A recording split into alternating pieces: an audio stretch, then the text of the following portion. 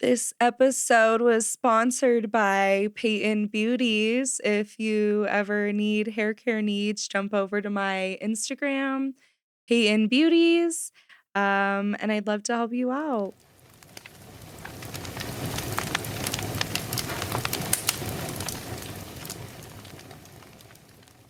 I'm Kylie. I'm Payton, and this is Fires of Change.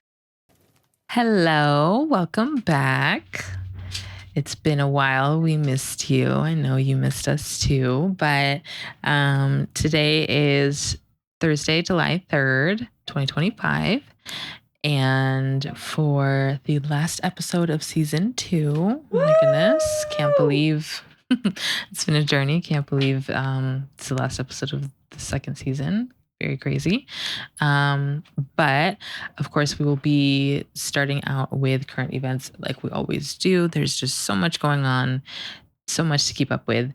But for the bulk of the episode, we will be discussing psychedelics with a very special guest, Sam, our tech man. We couldn't do this without him. Welcome, Sam. Excuse me. I gotta get all kinds of set up. Thank you, Kylie. You gotta set us up and then also come in. Can't be in two places at once, unfortunately. I don't have a remote. But thank you for the intro.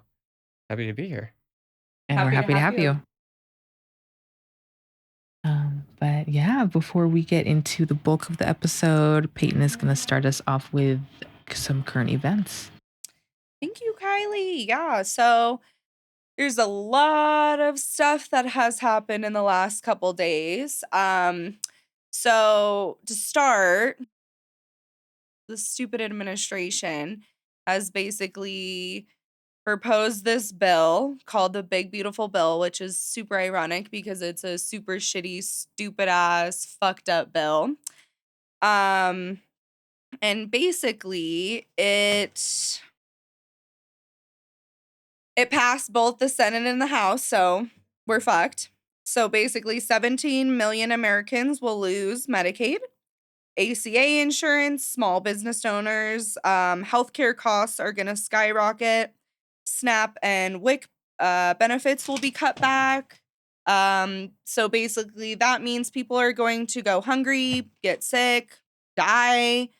So this is, you look it up and every single politician that has, a right mind is just talking about this is probably one of the most fucked up things that has ever happened in American history as far as healthcare and stuff. So yeah, that was one part of the fucked upness that has kind of came about. But I also kind of wanted to touch on some other things just with everything going on with, what we talk about with ICE.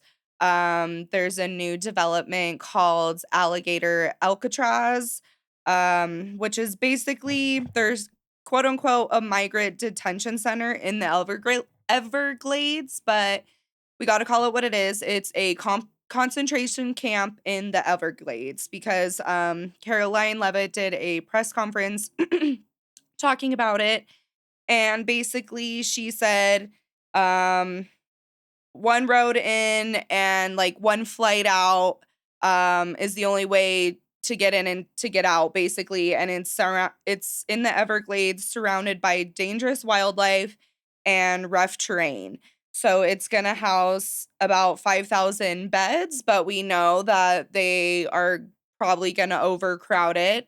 They're basically these tents set up in a hurricane area. And the Trump administration is working with like Ron DeSantis basically on this project. But as we know, private prisons are always coming into play with this bullshit. So we know it's a way to make money for these for-profit private prisons. But yeah, basically this is the start to concentration camps. And people, again, like we saw with what's going on in El Salvador with that prison. So it's just, again, this is another thing that people really need to look at because we're headed for we're already in a dangerous president. We're here. the danger's here. It's right now. When you look at these pictures of concentration camps and pictures of what these new concentration camp detention center bullshits are, they look literally exactly the same. And just I remember being in history and learning about like Auschwitz and how it was kind of like there was like one road into Auschwitz and like that's where you were, left off. So the fact that they said the one road in thing just like creeped me the fuck out. It was really gross. So because all this is going on, I just wanted to kind of go over a couple things. Like with the Constitution and stuff, because I do think it's important that we know our rights. Because I got this information off the constitutioncenter.org. So the United States Constitution is composed of the preamble and then 7 articles and 27 amendments. So the first 10 amendments are known as the Bill of Rights.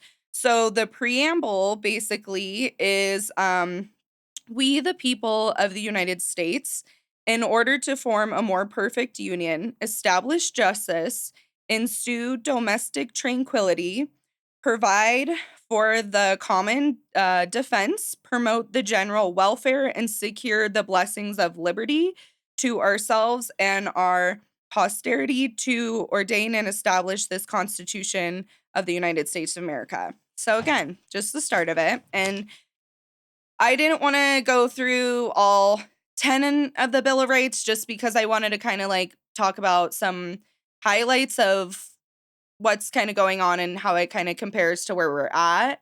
But again, go to this website. It is, I'm going to say it again, constitutioncenter.org. So you can just learn about it. And it's very interesting. On this website, you can go and very easy to navigate. You can click a lot of the links and it'll bring you to the Bill of Rights, and it'll actually go through each amendment with you. And then you can actually click on some other links where it'll bring you and kind of talk about more in depth each one. And like, because a couple of them, when you read them, like the way it's written is kind of confusing for a lot of people. And what's interesting is most people have a 6th grade reading level through America. So it makes sense why we got where we got. So that's why I think it's just important to kind of re-go over some of this stuff, just because when we learned it, we didn't really give a fuck in school. You know what I mean? So now it's like, this is where it applies, and we need to know our rights. We need to know what's going on. We need to be informed. Like, I know it's not a fun thing to do, but it's like, we're in danger. So everyone needs to suck it the fuck up and learn some shit. So first, we're going to start with the First Amendment. So this is freedom of religion, speech, press, petition, and assembly. So again, we know that part of the reason we split off from Britain as a country was for religious freedom. So again, freedom of religion. And also we need to know that there's separation of church and state as well, because we have freedom of religion, that there should not be any religious aspects in the government to keep it fair for everyone. Then we have freedom of speech, which is what we do right now. Freedom of press, so people being able to go and document with what's going on. Petition, we're always allowed to, get petitions going and stuff like that. And the last important one is assembly, which is, again, protest, freedom to protest, freedom to assembly. So when people talk down bad about protests and what's going on, it pisses me off because it's our First Amendment right, and we have every right to do so. Second Amendment right is the right to bear arms, which we know. And so the third one is very interesting because it's quartering soldiers. So basically, I was kind of confused at first because it was like in old-timey terms, And so basically it's no soldier shall in time of peace be quartered in any house without consent of the owner, nor in time of war, but in a manner to be prescribed by law. So basically this is saying like a government official cannot show up to your house, like military, whatever, soldier, and demand like entry into your house. Like, you have a right to your personal property. And so it's important to know if ICE, comes to your door, you have the right to be in your house. They need a warrant to enter your house. You don't have to even open the door. You can literally pretend like you're not home. But that's really important because that's literally our Third Amendment right. So, yeah, just something to kind of compare. So then our Fourth Amendment right is search and seizure. So the right of the people to be secure in their person's house, papers, and effects against unreasonable searches and seizures shall not be violated, and no warrant shall be issued but upon probable cause, supported by the oath or affirmation, and particularly describing the place to be searched and the persons or things to be sieged. So again, they need to have a warrant to search your persons or your car, your house, or anything like that. And so this is where it gets sticky because they can kind of say like, oh, well, probable cause. But that's just something to know that like they can't go on your phone without a warrant. You don't have to give them your passwords. You should probably turn off facial recognition, just things like that to make sure that they can't kind of like use it against you. And then I wanted to jump to the Sixth Amendment right because this is something I've been seeing with what's going on. And we talk a lot about like due process. And so the Sixth Amendment right is the right to a speedy trial by a jury, witnesses, and counsel. So what we're seeing right now with ICE literally kidnapping people off the streets and then shuffled to these migrant centers, it's really scary because they're doing it in a way where they know if they move people from center to center, they make money each time they do that. So again, we have to look at this as a whole and how it can be seen as like a human trafficking ring in a sense, because again, they're making money based off every migrant they have. And there's even now bounty hunters coming out and talking about how they will be getting paid like 1,000 to 1,500 per undocumented person. So again, where did we hear that in history? The Holocaust. People were paying German citizens to rat on Jewish neighbors, friends, family to get paid. So that's something we need to think about. And so while this is all going on, this is super fucked up, and they again keep moving people and they do it on purpose, but by this tactic they get lost in these systems.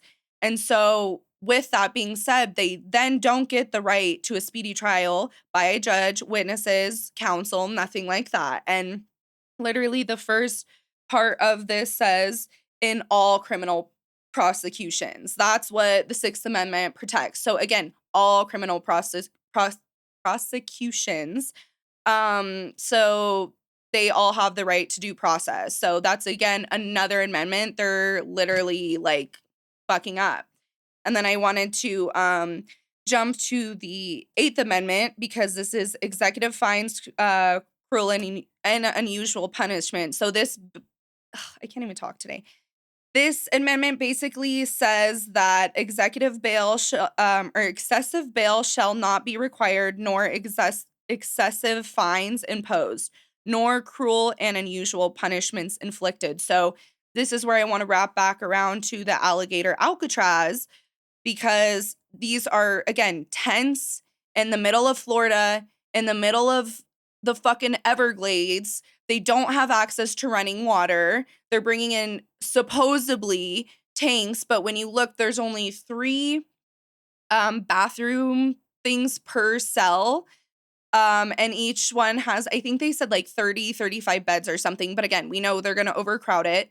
And so it doesn't even look like they have water tanks, people are saying, on the outside of these tents. So they don't have access to water. And again, people didn't see showers in there either. So that's also concerning. And so also Florida in the summer heat, it doesn't look like they have like the proper air conditioning hookup. So they're gonna basically be cooking these people alive. And then if they try to escape, it's like there's literally fucking dangerous wildlife. So again, where have we seen this before? In history, the Holocaust. This is the same exact playbook and it's playing out right in front of our eyes. And I need people to literally get with the fucking program and see what the fuck's going on, because it's not like, oh, it's in the future. It's literally here now. And people don't realize that they started rounding up people in 1933 in Germany. And World War II didn't start till I think like 1939. So they were rounding up people for 6 years before shit busted out, and then it was like, okay, maybe we need to do something. So it's like, if this is starting now, we're not going to wait 6 fucking years for shit to pop off. Like, this needs to end now before it even fucking starts. Like, don't let the ball get rolling before, it's too late. So just fucking read your rights, people. Like, I swear to God, read your rights. You need to be educated now more than ever. Like, it's important. Well, it's a good thing that you're also sharing that with everybody else too. Like not everybody out here knows the Bill of Rights by off the top of their head, at least. So I applaud you for bringing those up. I'm like, thanks, send my notes. Yes. Yes, it's definitely good to have a refresher because, like you said, I mean, I certainly don't know the Bill of Rights off the top of my head, so it's good to have, just a reminder of what it is because, with everything going on, things are definitely going to start. It's already been bad, but things can definitely get a lot worse. And, these things start out, it's all a gradual thing, if they just went straight to, stage 10, it would be too crazy for us to be able to comprehend, but they, slowly desensitize you to, certain things or, it's just so much going on, one thing after the other. So it's just like too hard to even keep up with. So we really have to stay vigilant and, be up to date with things because things are ever changing. So, What we did have to stay in the know. we said at one point that Trump just likes to talk things into existence, say Yeah. things until they're true? Well, we do have that same power in a way. We've seen that they're already starting to take out some of our resources from the government's like website. So the more that we say these things and the more that it becomes a normal thing to talk about, the less likely it is that people are going to start forgetting, and the more likely it is that people are going to start remembering, like, oh yeah, this is against our constitutional rights, our Bill of Rights. This is unconstitutional and it's wrong, and why is nobody doing anything about it? Yeah. Wake up, you sons of bitches. No, You literally. know, and I think everybody's waiting on, other people to do it. And we just all have to, The bystander we have effect. to be, yeah, exactly. We all have to be the ones to do something because, I mean, there's just so much change that's already occurred and it hasn't even been 6 months yet. It's going to be 6 months later this month, but I don't know.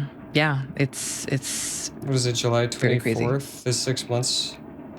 Because he was inaugurated on The 20th, right? Oh, Yeah. it was okay, so July January. 20th. Which Yeah. was weird because Hitler was inaugurated on the 19th of January. Like, that's A little too close to home. Very much It's- so. I think it's important that like we have the information of what happened back then to make comparisons and parallels to what's happening now. Because nobody wants to be compared to Hitler, but this guy is being more compared to Hitler than any other person that came after him. No, And that's literally. a red. If that isn't a red flag, I know. then I don't know what is. I know. So it's like, again, we need to be doing our research. We need to be watching stuff. And it's like, even if you set like 5 minutes a day aside to just look up what's going on, again, it's not comfortable, but if we just bury our heads in the sand, we're going to end up, again, being here for 6, 7, 8 years, and all these atrocities are going to be going on. And it's like, for what? Like, this is literally a crime against humanity with what's going on.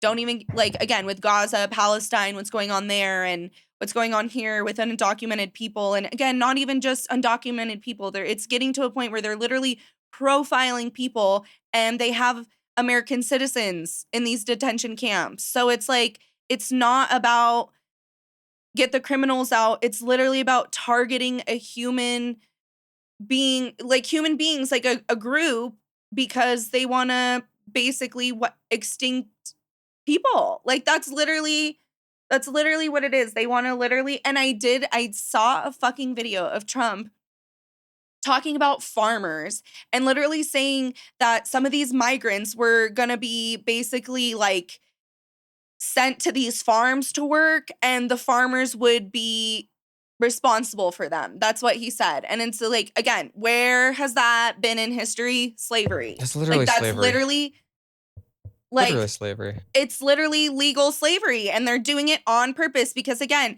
if you're arrested for a crime, then you get the little loophole is that it's one of the amendments that if you go to 13th, yeah, you're right, 13th Amendment, that if you go to prison, you can like basically have to do labor for that. So it's like they know, okay, if they're arrested because they're here, quote unquote, not legally, but it's like most people are, and even people with green cards and stuff are getting picked up and taken to these camps. So it was never about the legal thing or not. It's about getting a mass group of people making the government money in a human trafficking ring to then go force people to work on these labor camps. So again, it's all connected and we need to all stay very vigilant and just know what the fuck's going on because it's all connected.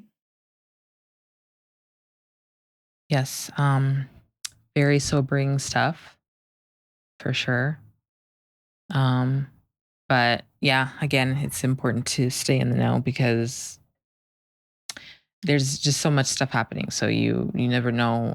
I think people tend to think, oh, well, this doesn't affect me. Like, I'm not one of those people. I'm not on Medicaid. I don't use WIC.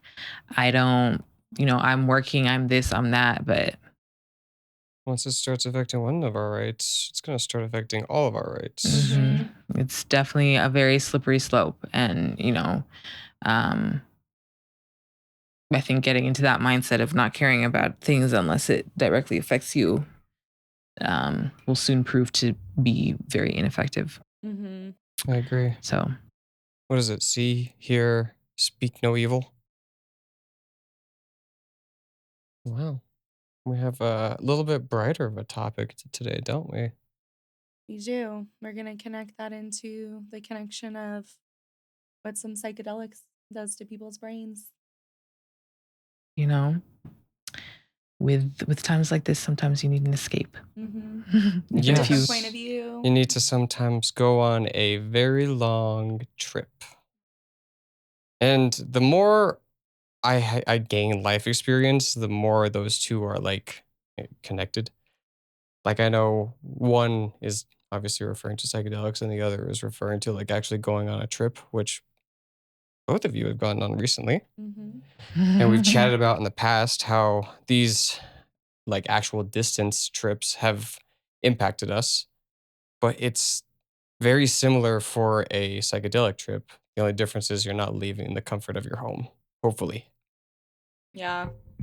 I am curious because we may have spoken a little bit at another point in the podcast history about it, I think a couple episodes ago, but what experience do you two have with psychedelics to date?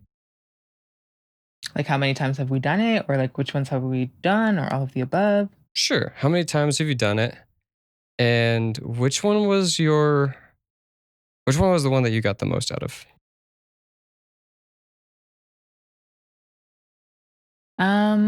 So I've done acid, how many times? Not very often because acid is whoa. Yeah, They're all whoa, but acid is whoa. I want to say maybe like not more than 5 times. Not so more than 5 probably times. like I want to say 2 to 4 times. Okay. Mushrooms I've done a lot more often, but still maybe like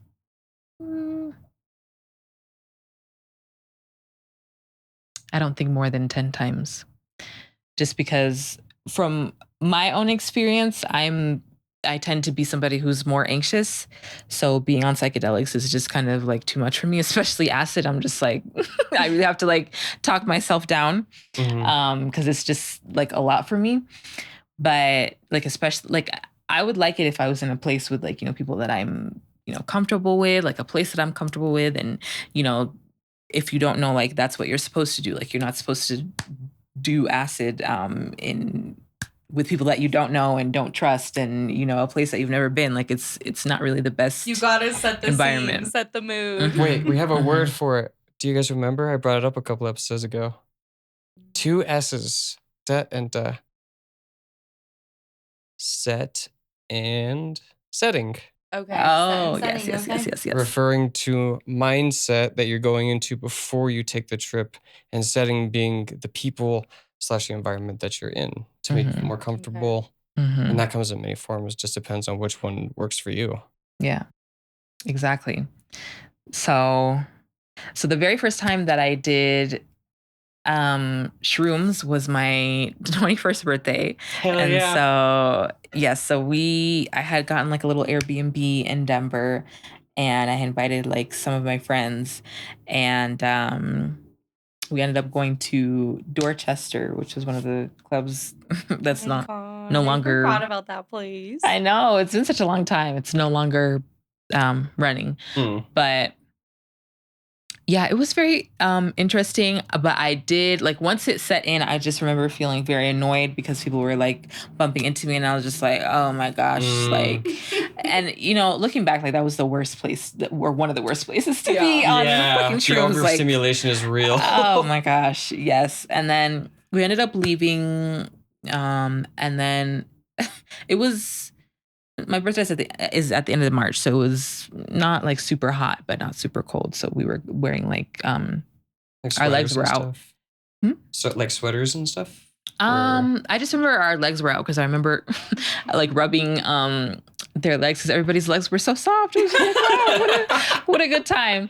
And then I just remember feeling like really thankful that I was around like all my friends and celebrating and stuff like that. The first time I ever did acid was, we went to a Flatbush Zombies concert. Oh my God. Yeah, at Red Rocks. Hey. Yeah. So honestly, I feel like that was probably the best place to do acid because everybody there was fucked up. Everybody was. I mean, that's true. Yeah. But I do remember feeling like very like kind of like jumpy, and I tried to eat like a hot dog, and like just the taste of the acid I just couldn't eat. Yeah. It just tasted really bad. Yeah. I'm there with you. I can't eat when I'm on psychedelics. Yeah, and like, too much. Got to make sure you ate before so that you're good to go. Yeah. What else? So I had the brightness on my phone turned all the way down because I didn't want to like drain my battery because the ticket was on my phone, obviously. And I guess I forgot that I did that, and so like I was trying to like turn on my phone and it wasn't turning on, and I was like, you're like, oh my God. Yeah, I was like, oh my gosh, like, okay, I can't panic, but like, I think my phone died. Like, oh my God, if your phone died, how are you gonna get in there? You're all the way in fucking Boulder. Like, you start spiraling. I was like, okay, maybe you should ask for help. And so I asked for it. I was like, yeah, like it's not turning on, like I don't know. And then I handed it to my friend, and she like turned up the brightness, and I was like the relief that I felt. I was just like, oh my gosh. I feel like that's kind of like a bad dream when you wake up. You're like, oh, thank God it wasn't real. Yes, exactly. I was like, wow, amazing, thank you. And then when we like got in there, like we were enjoying the show. Like, of course, they had like really great visuals. Like it was amazing. But there was this guy that was next to me, and I don't know what he had going on. He was probably on something too. And I think he was having some adverse effects because I don't know. I just remember looking at him and like something was like off, and like the like corners of my vision started going black, and I was like, were they going black just at that time because it was like the come up? Or were they going black because you were looking at him and like his energy was kind of like affecting you? His energy was affecting you. Yeah. Ooh, we don't like that. Yeah, so I was like, yeah, stay away. Sorry to you, but Sorry to this man. I can't. I'm not trying to. Yeah, I'm not trying to go on a bad trip because you got something going on. So, but I think he ended up having to. Somebody had to like get taken out by like the security by the people. I think it was him. Oh shit. Yeah, I think it was him because he was. It was a lot going on. I was like, thank you for taking him out because I. Mm-mm. The vibes were not fine. The vibes were not vibing at all. But yeah, those are my first times doing both of those. Yeah. I love that. Thank you for sharing. Yeah. Yeah. I didn't know that. What about you?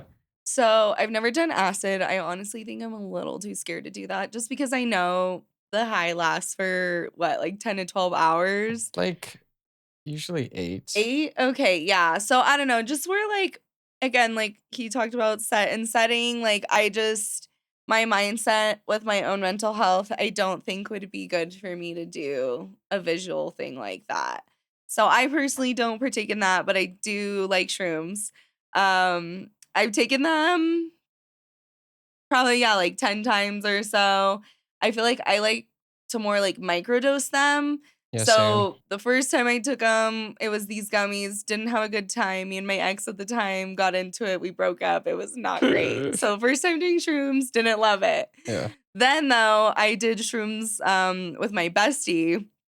And honestly, we still laugh about this entire time. But we're like, okay, we're going to this. Me and her love like 80s disco music. So we were going to this like thing at the summit where they do like disco night. And so we had went the year before and we had the absolute best time. Like, oh my God, so much fun. And we would talk about it all the time. So we were like, you know, hyping it up in our heads for that to be the case for the second time. So we get ready, all this stuff, and then she's like, well, I got like a chocolate bar. I think it was a chocolate bar. It was a chocolate bar. And I was like, okay, like I'm down. So we each take a little square. And then, but it's like we didn't set the scene at all. So it's like we didn't have any music playing. So it's just like awkward in the kitchen. And we're like, we took it, we're like hanging out, and we're like, and then I'm starting to get a little anxious. And then she's like, no, dude, like we're good. So our Uber gets there. And then we're in the Uber and I'm like having so much anxiety because like my ex at the time, like I was like, I don't know if I should tell him, like whatever. But then I was like, you know what? I'm just going to tell him like, hey, I did shrooms. So I was building up in my head that he was going to be like irritated. Then so I'm in the car and then I'm all anxious. And then I guess the Uber driver, like he probably was like, oh, this white girl likes Taylor Swift. So he starts playing fucking Taylor Swift, I think, because he heard that I was like telling my friend I was anxious. And so my friend told me that. She's like, oh, he changed the music. That was nice. I'm like, perfect. So then I'm in the car. My ex ends up texting me and he was like, okay, cool, have fun. So then at that point, I was like, I'm going to have a blast. So I get there. I'm like, oh my God, I'm feeling great, like having a good time. And then me and my friend are in the line and I feel like she's more feeling now anxiety. And so these girls behind us were like, oh my God, your guys' outfits are so cute. Because like we love to get dressed up, but like I have to shout out my friend because she does the cutest outfits when we go to this stuff. So she had like a full on purple outfit. Like it was so cute. And so they're like, oh my God, it's so nice. Well, she's paranoid. So after we talked to them, she's like, dude, I don't know. Like I don't like their energy. Like I thought they were, and I was like, no, dude, like we're good. We're fine. So we get inside. It's fucking dead because we got there like right when it started. So we sit at this table. And then we're hanging out. We're like maybe starting to have a good time. And this is when her dumb ex, basically they were like just newly separated. And it's like he had this sixth sense of like, let me ruin her time. So this is like right on like, I would say like we're really starting to feel the shrooms at this point. And so they don't talk for like a while. He calls her. So then obviously she's stressed out. I'm stressed out. She ends up crying. Well, the shrooms won't let her stop crying. Oh, shit. So then I'm like, no, dude, it's okay. Like, we're good. Like, we're going to have a fun time. Like, everything's great.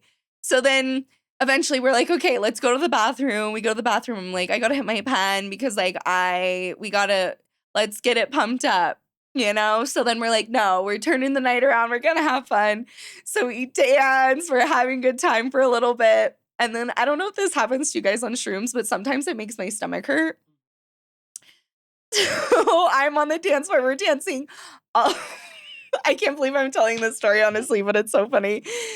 And then again, like shrooms, everything's more funny. So I burp and I instantly was like, I feel better. Like, thank God, because I thought I was going to throw up.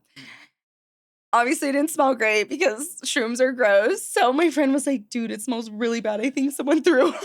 I was like, no, bitch, I burped. Oh my God. So we are literally crying on the dance floor, laughing so fucking hard. Like, to us, this was the funniest thing that has ever happened to us. You know what I mean? Yeah. So we end up like having fun the rest of the night. We were like dying after like a couple songs. Like, so, and then we were like sitting on the side laughing because we totally built it up in our head. Like, this is going to be like a night like it was last time, like glamorous partying, all this stuff. No, it was not. It was like kind of a shit show.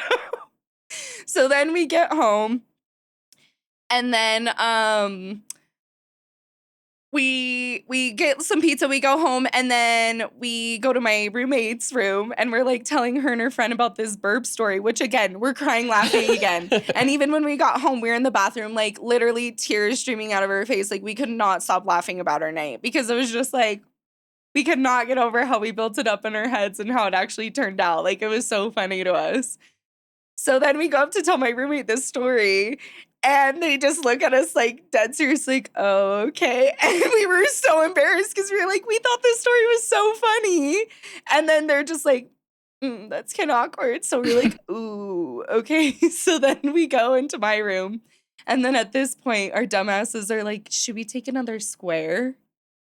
Wrong decision. Do not do that at 3 o'clock in the morning. Oh my God. So then all of a sudden, and also I will say this, I don't know if it's a spiritual thing or what, but when I'm tripping on shrooms, I don't want to be around a mirror. Mirrors creep me out. Oh, yeah. So we're all of a sudden, then it starts kicking in, and then my friend does not smoke weed at all.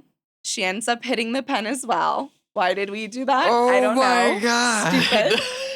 And so then we're having this conversation.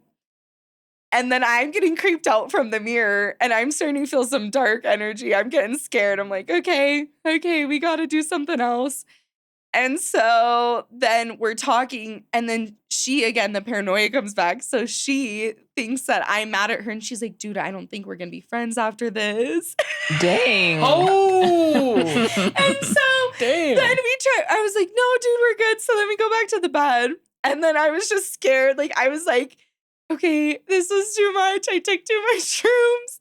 And she did. So she could not fall asleep. You guys, it was 5 a.m. She couldn't fall asleep. We tried to put a TV show on so she could go to sleep. She was freaking out.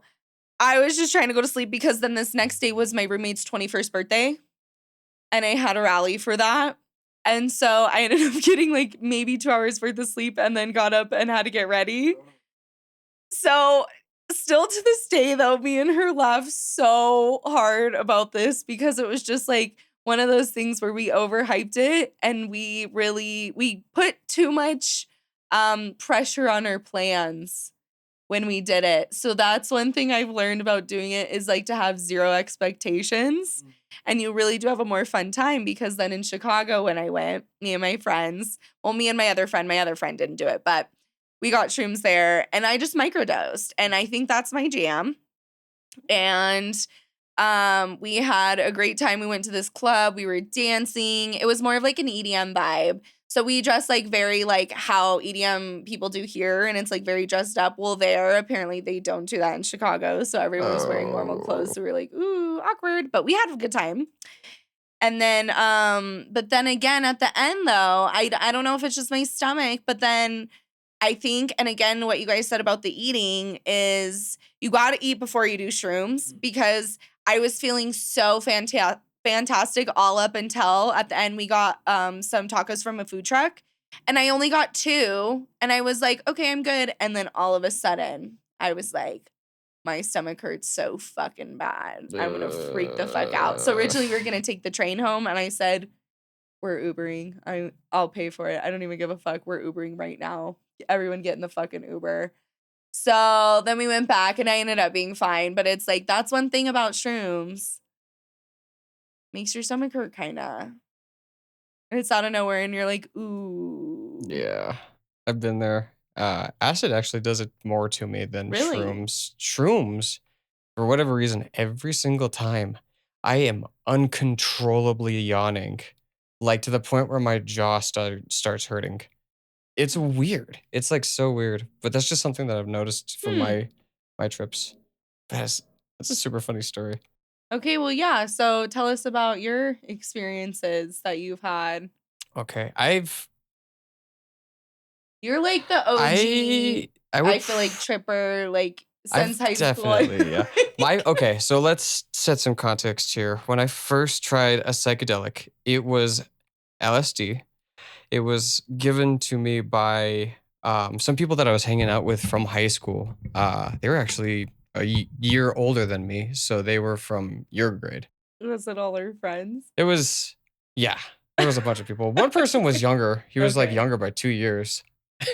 That son of a bitch was crazy. But anyways, I don't really talk to most of those people anymore. But it was 1, 2, 3, 4, 5 people crammed inside of a Kia Soul going to Estes Park.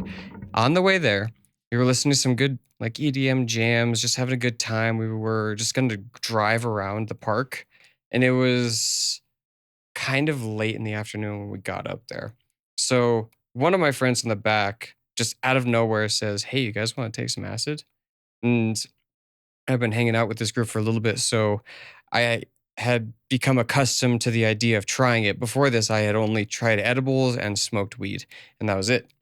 So we start. I'm driving my car, and we're just going through the Rocky Mountain National Park. We get in for free. We're driving around. It's a nice time. I put it on my tongue because usually the way that you ingest LSD is it like perforated squares, and then you take out one of those squares and put it on your tongue. You can either put them like in And gum. side thing for people that don't know, it could sink in through your skin. So if That you too, don't yeah. want to do LSD, do not touch the tabs. Do not let it get in on your skin because Your you skin will can ingest it. get it. Yeah. Or another weird thing, if you are tripping on LSD, do not touch pets because you sweat it out and then they absorb it. Oh my God. Okay, some safety Safety. break. Yeah, we're gonna Don't include a pet lot Ellie. of safety Don't into pet this. Ellie if Don't you're pet Ellie. tripping. No. I don't know if it does the same thing with shrooms. I'm not sure. Probably not, because I feel like shrooms is more like a internal. Yeah. It's like a digestive reaction where, like, I don't know, LSD, the fact that you can like, it's a chemical reaction because it can go through your skin. I believe that is correct. I actually have some notes later that I'm going to get into about Cool. how your body goes through the process of metabolizing it. But Anyways, back to the story on our little tangent. It's all good. So we put off to the side of the road, and it's like wintry time, so there's snow up there. And we pull off to the side of the road, and we actually end up going into the woods. There's a bunch of pine trees. There's fresh snow on the ground. So the only way that we were able to find our way back was to retrace our steps, literally. God. So Sounds 5 so guys, scary we already. march into the woods, leave the car on the side, and I wasn't feeling much. And then I start feeling. Actually, no, I haven't yet. I walk into the woods and then I go like through a path where the trees kind of like open up more. So everybody else went right. I go left, and I end up in this little clearing, still in the woods. But like I said, there was a bunch of pine trees around, right? So the pine needles have fallen onto the snow. This is when I first noticed something was weird. All the pine needles on the ground disappeared from my vision. Like they just suddenly stopped existing. And then I was like, whoa, something is weird here. So I go back, follow my footsteps, and then find their footsteps and catch up to them. And at this point, I am giggling like a child, like so giggly.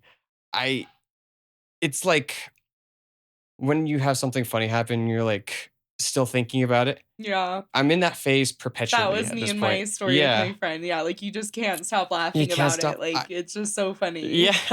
And I was just enjoying it. My face was in a permagrin. Everybody else started feeling that way too. So we were just all like cackling out there and feeling good. And then we walk back to the car, and I am in no condition to drive. Our mutual friend that we both know, and know of, actually ended up only taking a half tap. So he was the DD. Thank God, because I was not driving. So he gets in the driver's seat, and I'm starting to notice like visuals, like more colors, more exaggerated colors, like everything's more saturated. I'm starting to notice like the small details more. And then this herd of deer crosses the road as we're driving down back into the town. And I swear to God, one of them had red eyes and fangs. And I started like freaking out.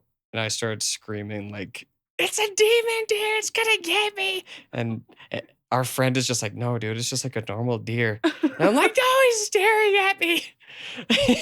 Did Billy say that? That sounds That was not Billy, actually. It was the deity. So, I mean, I don't think he's gonna mind. I'm just gonna call him Eddie. How about that? His little alias. So we make it back into town, and this is when I start really, really feeling it, like to the point where reality started to like distort a little bit, or like maybe super short-term memory loss. We went into a store, and I remember like this was my first time in the town, so like it was super crazy that just like we found this little town and it opened up into that strip that's in Estes. We Mm. didn't know that that was like the town of Estes. We thought we were just like out there and Oh my stumbled upon God. this thing Oh because we my were all God. fucked. There was this old mall that used to be up there. It's no longer. It actually ended up getting turned into a chocolate factory or something like that. But we went in this mall, and it's 3 stories tall, and there's stores on all of them. It's like dark at this point outside.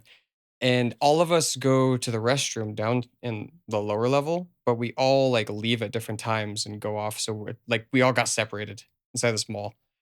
And for those gamers out there, if you've ever played like a RPG, it usually starts with you as one character, and then you find other characters and they help you, and then they all follow you. That's kind of how this went. But I was the one that was going around and collecting my friends. Like one of them was, it was like a little side quest, honestly. Like one of them was like having trouble with something, and then I come over and I help them out, and then they're like, okay, let's go. And then we just collect all the friends that way until I find everybody. And then I go off on my own. And at this point, reality is distorting to the point where I think that this is like in my mind. Like the mall isn't like a like I think that I'm like in my own head, and this is just like what it looks like inside of my head. That's kind of like the thought that I was thinking. And then I found a giant gumball machine, Mm. and I wrap my arms around that gumball machine, and I don't let go until my friends come. I don't know how long I'd been there. It was big. I was just like this. I I don't wonder know if what I people was were like getting. walking by. They're like, what the fuck is this guy doing? Thank God nobody else was there, I don't think. Or at least maybe they were just invisible to me. But yeah, Eddie ended up having to hook his arm around my torso and rip me off of the gumball machine. I think I named the gumball machine Benson as well. And I was screaming, yelling for Benson as they were carrying me off. Um, yeah, my trips are Pretty visual. just intense and crazy. But I want to get to the end of the story because there's a lot of other things that like transpired too that like changed from this moment. This was like I think the peak. We go across the street to this pizza place. It used to have an arcade in it, but it does not any longer. It got converted to like a moonshine room. Bastards. Oh my God, I know which one you're talking about because Yeah. I So went there the interesting. last time I went there Mhm. and actually got some moonshine. It was pretty good. My mom has some as well from that place. It's pretty decent. So it used to be an arcade and we were playing pool. I was on a team with one other person. I couldn't play pool, and this one other person managed to beat 3 other people. Props to them. From there, we got back in the car, and like at this point, I'm incredibly anxious and out of my mind. But my mom calls me, Oh. and I had to like pretend like I wasn't tripping nuts on the phone. Why did you answer? I would have I been like, know. girl, well, I I'm would've gonna have to call texted you you back I later. didn't later. answer the first time, and then she called me a second time. Oh, is she one of those who like if she calls you, you better? Yes. And on a side topic, I'm only now really starting to push back against that crap. So small wins. But um we all lose our stuff. So Of everybody, course, you guys lose your yeah, stuff. we Knowing all, this group of people, yes, they're gonna lose their stuff. They're gonna wear fucking Vans to go walk around in the I fucking think I was wearing Vans, snow. honestly. They're gonna wear not even probably maybe a hoodie to go do all this. Not even a winter jacket in sight. The most not even type B would type C, type D people. Type F. Like the stress from me being a type A and being friends with this group is yeah. Yeah. So that's our friend group. We're just like roughing it through this experience. Everybody had put something inside of a beanie that was owned by one of the party members, we'll say. Somebody lost a dugout. Somebody lost a pair of headphones. Somebody lost weed. And somebody lost the beanie. I'm the only one that didn't lose anything. And they're searching the car, and I'm in the driver's seat, and I'm just like zonked. And I'm like out of it. And they're like, Sam, help us out. And I'm like, oh yeah, man. Yeah, I'll help you out. Goes back to like just zoning out. Sam, we lost everything. Oh, what? We lost what? We lost everything, Sam. Come and help us. All right, man, I'll be right there. Zoning. We had Eddie drive, and we ended up finding it. We had pulled over to the side of the road at some point and like dropped all the stuff outside. And thank God nobody else picked it up, and it was just perfectly right there. So first weird like synchronicity of the night, and before I even realized what synchronicities were. Then at that point when we found everything, that's when the second side of this starts to kick in. So the moon, I believe, was either completely full or it was getting to that point, but it was very, very bright. We were out in the mountains. The sky was very clear, and it looked like the most amazing scape I had ever seen. Like my brain was filling in the missing spots, and it was the most gorgeous night sky. Amazing. We just sat there and looked at it for a little bit, and that's when I started to pick up like these lessons that I had started learning throughout the night. Like something that one of the party members had said was, "We'll cross that bridge when we come to it." And at this point in my life, I was, I think, 18 years old, just out of high school, still very like anxious person, like just naturally always anxious. And that was one of the first cracks in that armor, was hearing that. And to this day, I still think back to that quote. So I started picking up like little bitty things here and there, like little pieces of information that just stuck with me. I ended up like journaling a bunch of stuff when I got back home because I didn't want to forget it. Um, we get back in the car and we start heading home. And my radio at the point was like a custom radio that I had installed, and it was blue. And we're driving, and I don't know why, but like everything seemed like it was like the auroras, like the aurora borealis. The moon was right in front of us as we're driving down this mountain path, and the blue hue is making me think that there's more to the night sky than there actually is, but it was still incredibly beautiful to me. Um, and one of my friends, this is just another funny part. One of my friends is like, "Hey Sam," he taps me on the shoulder. "Can you pass the pipe? Because I'm holding on to the wheat pipe that we brought, clutching onto this thing." And I'm like, "Oh yeah, man, I got you." Holds onto the pipe. 2 minutes go by. "Hey Sam, are you gonna give me that pipe?" "Oh, sorry, man. Yeah, I forgot. Just give me one, hold on." Zoning again. This continues for like two or more, three more times before I finally give him the pipe. Um, and Eddie actually ended up kind of saving me because I was starting to get more and more anxious, and I was coming to him. He was kind of like my guide this time See, around. that is good to have a guide, honestly, if Yeah. you're doing it for the first time. And I didn't realize, like, after this, me and him really got super close, because of that experience. Like, we bonded over that. Like, I was looking to him like an older brother Yeah. for like guidance and like a sense of peace. So I'm really glad that he could be that for me, even though I didn't know anything about like safety with psychedelics or set and setting or anything. We just, like you said, type F'd it, Yeah. just gunned it and shot our shot. But I'm honestly glad that I did it because it it helped me out in a lot of ways. It's been a rough, rocky relationship with it, but at the end of the day, I think that it ended up helping more than anything. Um, and that was more or less the trip. We got home. I tried to pump gas and forgot how to pump gas. I ended up hanging out with one of my friends until like the wee hours of the morning, just talking and like bonding and becoming vulnerable.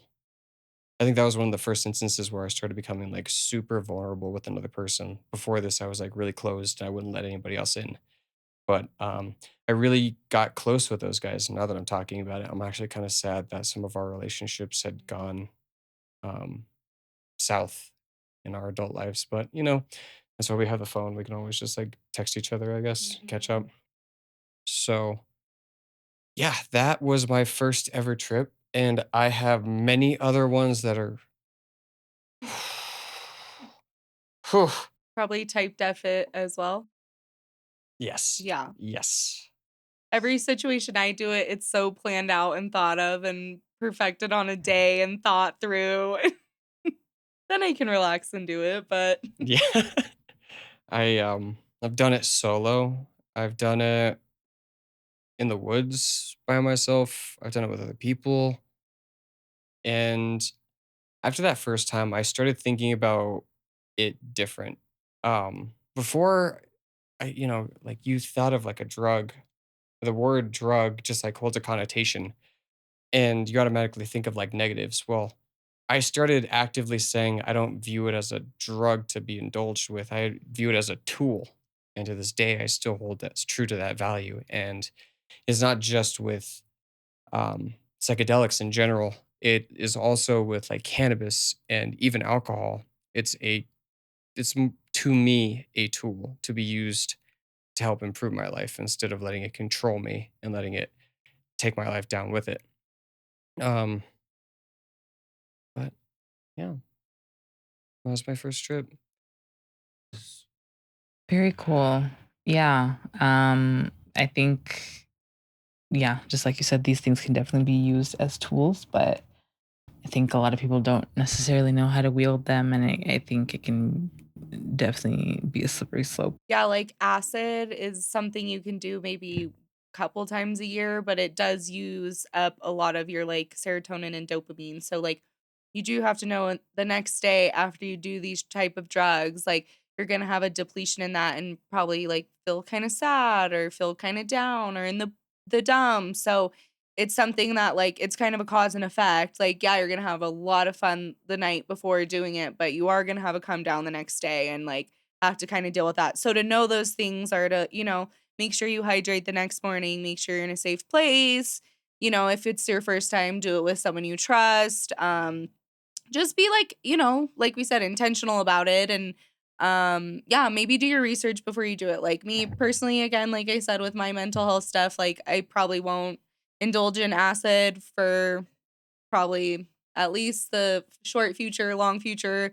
Who knows, maybe if I'm like 60 or something, but like I probably won't do that. But shrooms, I love doing shrooms, super fun. So it's kind of a some people react good, some people don't. Go at your own pace. But yeah, Yeah, it's definitely make sure you have some time. Like if you have work tomorrow, do not do it. don't do But it. Yeah. I would say if you have a good 2 or even 3 days that you don't have anything to do, you don't have anywhere to be, like no obligations, then yeah, you should do it. And the guide should definitely be somebody that you trust, but I think should also be somebody that has done it before so that like they're familiar with you know, Trip yeah, just the whole Yeah. part of it. Yeah. But yeah, if you can do it in somewhere that is more like in nature, so whether and kind of not necessarily isolated, but like Less you people? don't necessarily want to do it like when I was at the club. No, that is not a good place to do it at because Yeah. way too many different energies and things that are going on. But I'm like when I did it in Vegas for New Year's, also not a great time to do it. Didn't yeah. I had a good time, but also some of the points were not a good time. Yeah. So, if you're going on like a little cabin trip or something, or maybe you're going on like maybe a kind of secluded beach vacation, like, yeah, cool. But if you're going to freaking New York City, Oh my I don't know how God. about that one. Would Oh not my recommend. God. Yeah. That's a nightmare. Yeah. Yeah. Scary. Yeah, Yeah. you can always take more, but you can never take less. Yeah. So my advice from my time definitely comes from like overdoing it and then feeling freaked the fuck out afterwards. But start small, give yourself like an hour, if not Honestly, more. 2 hours. Yeah. Like, because sometimes I will say, like, for instance, I, in high school, had an eating disorder, and so it kind of messed up, like, my digestive system, and so the way that my body personally processes, like, edibles and stuff is different than other people, and so that also can play a fact. So don't be like, "Okay, it's been exactly 1 hour and nothing's happening, I'm taking more." Yeah. Just wait it out, because you can, again, always take more, and sometimes it's fun the first time to, like, microdose so you can see what the feeling feels like before you, like, jump full into it. Right. Because there's a difference between jumping into like the ice itself and then skating on top of it. Yeah. Because the ice, ooh, if you can get lost in that, it's very Yeah. scary. But honestly, again, our friend group with you guys are the type to let's jump in the ice Oh and let's yeah. just go full force. We're like, I'm more like, let's do it with caution so we can have a good time. Caution and safety will create a good mindset for me to enjoy it. Yeah. Well, I actually have some facts about psychedelics right Ooh, now. love it. And I'd like to go down through them, get you guys' thoughts. We'll start off with the actual term psychedelic. What that means, I looked this up on Google and it gave me an Oxford Languages, or it gave me a source from the Oxford Languages Dictionary. It says relating to or denoting drugs, especially LSD, that produce hallucinations and apparent expansions of consciousness. The fact that that is in an Oxford dictionary is very interesting that they would note that, to me at least. And I saw that, I was like, whoa. Second thing is, there was a gentleman named Humphrey Osmond who actually ended up coining the term psychedelics. He is the man that invented that term. In 1956, he proposed the term at a meeting of the New York Academy of Science. And my resources that are Wikipedia and WebMD.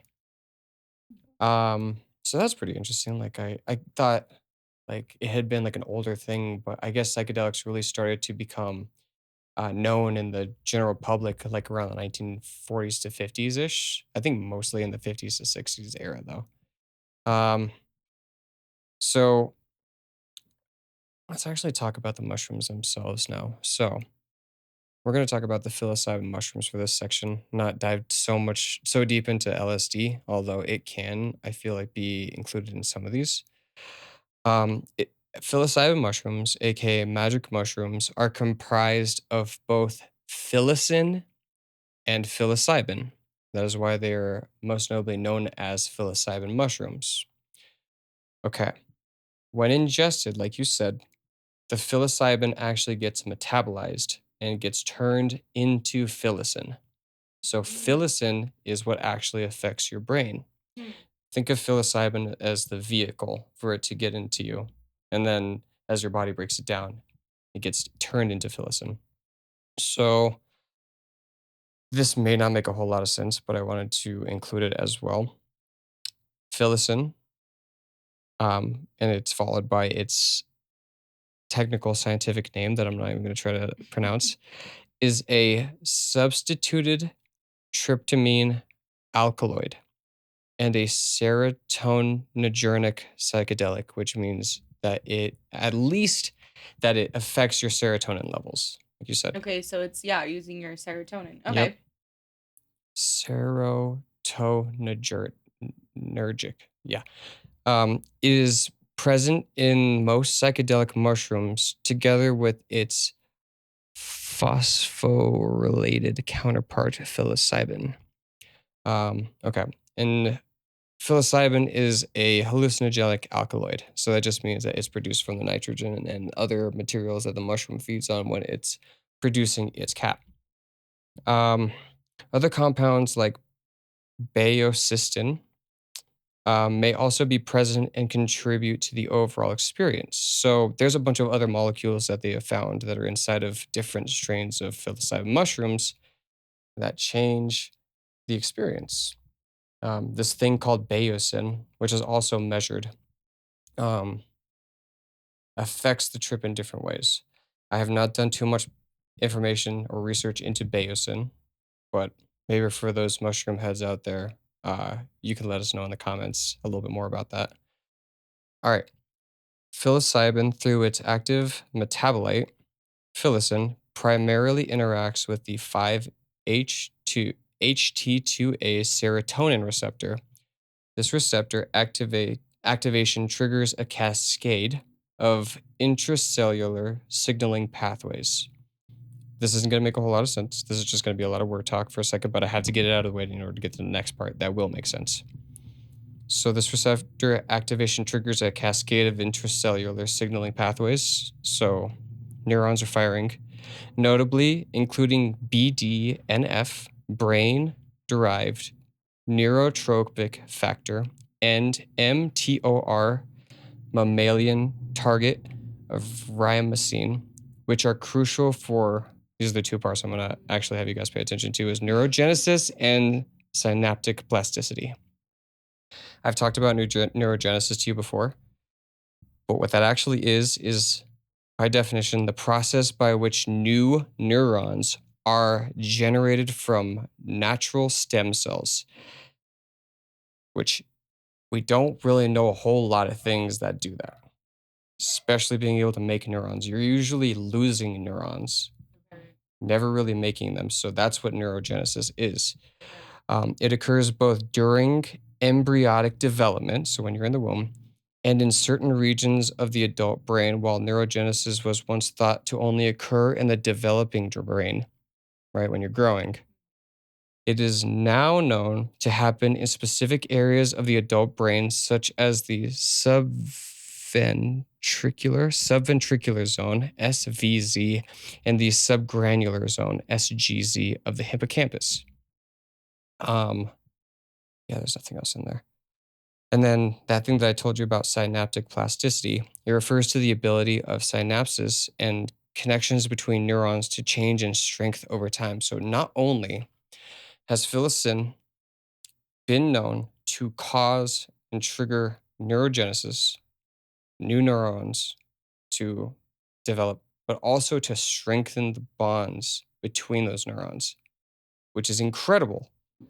And then neuroplasticity is another term, which refers to the brain's ability to recognize itself by forming new neural connections throughout life. This adaptive process allows the brain to change, grow, and recognize in response to experiences, learning, injury, or disease. It involves changes in both the structure and function of neural networks, essentially remodeling the brain's circuitry. So there are other things that, cause you to form new neural pathways. If you learn a new skill, you are forging new neural pathways in your brain. And through practice, those neural pathways become more and more defined. So with the help of neurogenesis, with the help of synaptic plasticity, and there's also neuroplasticity as well. It basically, I guess, gives your brain, I don't know. That's the point where I kind of get stuck on it because I don't, like, all that makes sense, but basically new connections, like new ways to think about things or new ways to conceptualize things, because I definitely there are definitely times when I was tripping and I was like, wow, like, I mean, it sounds corny, but like it really is true that it does, like, even in the Oxford definition, it says that it expands your consciousness, because it really does. Like, it really makes you. There was one particular trip that I was on that I like really understood, like, we're really all like just, a part of the same earth, and like we're just all trying to do the same thing, just trying to live our lives in the way that, we all see fit. And, the way that I see fit is going to be different from the way that you and from the way that you, right. But like we're all trying to do the same thing. So it was just, it was a very interesting trip. I think this was when I was on acid. And I I was with my ex at the time, and I was listening to a Minnie Riperton song, "Loving You," and it was just so beautiful. And I was just like, oh my God, like I started crying because I was just like, oh my God, like love, like to be in love, like it's just so beautiful. Like I don't know, it just really makes you like I feel like it makes you feel your emotions so intensely. Absolutely. Yeah. Yeah. So that's why it's so important to make sure that you're in a good mindset, because if you're like super pissed off about something, or you're super disappointed, or you're super sad, it's just going to intensify that. Yeah. And you're going to have a bad trip, and it's going to make whatever you're going through even worse. Yeah. It's interesting too, because I think now that we're specifying or dedicating one entire episode to psychedelics in general, I think we should note bad trips. There are so many horror stories that A, I've been told, and B, that are just out there in general about psychedelics. There's talks of people, hold on, what is it called? It is becoming schizophrenic and having schizophrenic Yes, it can fits. Yeah, it can trigger schizophrenic stuff. And like I know, for instance, my aunt has bipolar, and back in the day she used to dabble with some stuff, and like she thinks that when she was going through her bipolar episodes where she was seeing things, like it made it way worse because it was way more intense because her brain was already open to that. So that's why me personally, like because I know that my brain can have adverse reaction to things, and I can get really depressed, and I can get very anxious, and like I already have a lot of OCD thoughts, and like very sometimes like just scary visuals in my head. Like I know that could amplify it, so I know that's probably acid is not something that I should be partaking in. But like shrooms are more of like I would say like a body mind experience, but not necessarily super visual, I guess, unless you take a fuck ton of them, which Yeah. I personally don't do. But Yeah. And sorry. Go So ahead. no, you're good. Sorry. So if you have any history of schizophrenia or anything like that, like Or even would in not your recommend. family. Yeah, even in the family, Yeah. would not recommend. Would not. yeah. It's not a good way to find out that you. I mean, I don't know if there ever is a good way to find out that you've got that going on, but it's definitely not the best way. Absolutely. Set and setting is very important. It's the golden rule when dealing with psychedelics. So it's not something to sleep on. And there are cases where having a bad trip ends up causing a schizophrenia or other mentally Or I've damaging. heard people have, had suicides and stuff like Yes. that. So that's why, Yes. again, like, do your research. Like, we, are not glorifying it by any means. Like, we're not held responsible for what other people do. We're not telling people what to do. We're the disclaimer. simply, disclaimer. We're just simply sharing our own stories. But yeah, set and setting is really important. Safety is really important. It's not something to just even though Sam talked about willy-nilly doing it, it's not something to just willy-nilly Listen from my mistakes, please. Yes. Do some research, think about it, be in the right mindset. Again, don't be 2 weeks out of a heartbreak and think it's going to be fun to do. Don't do it. Yeah. Yeah, just do your research, make sure that you're don't do silly things. Okay? Be careful. Please. Drugs are drugs. Like it is a substance that it is a controlled, I guess. I don't know. It is a substance that you are taking. So make sure that you are taking it. Just like if you're drinking, you should drink responsibly. If you're doing this, you should do it responsibly. And it's important to have these conversations too. Like, obviously, we're not glorifying the use of these things, but it is becoming more and more prominent. And I know even and in it's this decriminalized now here. Here, yeah, where we currently are, it is decriminalized. So there's going to be a lot of people that have access to it, whereas before they didn't. And that's just a fact. So all I can do, all we can do is just share our experiences and give some of the lessons that we've learned when dealing with these things to you so that you don't repeat some of them and go into it with more knowledge than we did when we went into it. At least me. Yeah. All right. Before we wrap this up, I did want to share a couple more things, and this is with the clinical research being done with psychedelics, especially psilocybin. So psilocybin is being researched for its potential to treat conditions like depression, anxiety, obsessive compulsive disorder, and most importantly, post traumatic stress disorder. The FDA has granted breakthrough therapy designations for psilocybin assisted therapy for major uh, depressive disorders and treatment resistant depression. The implications of mental health treatment, mood disorders, psilocybin's potential to enhance neuroplasticity in areas of the brain involved in emotion regulation, such as the prefrontal cortex, may explain its promising antidepressant effects. Addiction. Psychedelics, including psilocybin, don't typically lead to dependence or addiction. Enhanced neuroplasticity, particularly in the prefrontal cortex again, might contribute to the anti addictive effects of these substances. Context dependent effects. Studies suggest that psilocybin's effects on brain networks may be influenced by the surrounding environment setting and the mental status of the individual set and setting. This suggests that a supportive setting and therapeutic guidance during a psilocybin experience could be crucial for optimizing its potential benefits. And on that, when we were talking about if you are thinking about trying it and you want to be safe about it, one of the things that I picked up was to, and they actually do this in the therapeutic settings where there will be a therapist right there with you as you have a night mask on, as you have some blankets, as you have some headphones playing very soothing music, and the therapist guides you through this experience or asks you questions depending. But if you want to do it at home, see if somebody will be there for you just to keep an eye on you. Put on some music.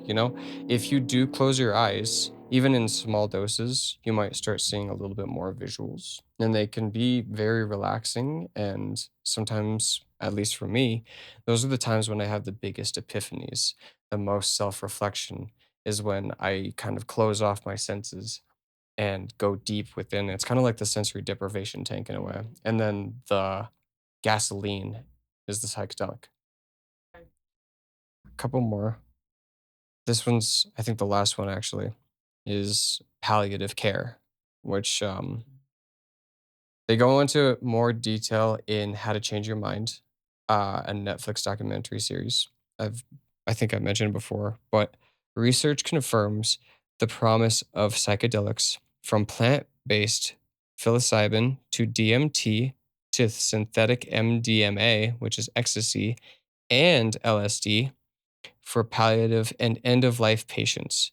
In 2016, a landmark study at NYU Grossman School of Medicine found that a single dose of psilocybin relieved depression, anxiety, and hopelessness in cancer patients. More recently, in a follow up study, 80% of the same patients reported that the positive effects were sustained 4.5 years later, and more testing is in progress. That is directly from WebMD. I will be posting these references in the description later, just so you guys know that I'm not just pulling stuff out of my butt. But I thought that one just hit home a lot harder than the rest because it's one thing to help somebody through their life, but it's another thing to help somebody through death. And I feel like that one's maybe going to change the mood a little bit here, but in all seriousness, when I've tripped, that is the closest that I've come to thinking that I am going to die.